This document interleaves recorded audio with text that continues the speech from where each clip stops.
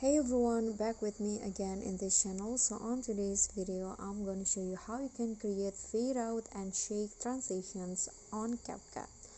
So first, just add your clips and click on the transition box, click on mix, and then click on a check icon. Now click on clips, the second clips, go to animation in and select the unfold for 0.3 seconds, and now click on the out and select the fade out animations also for 0.3 seconds.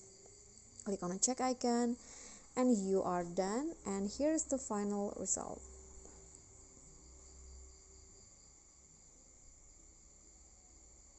Okay guys, so that's all from me. Thank you so much for watching. Don't forget to like, comment, subscribe, and also click on the thanks below. Bye.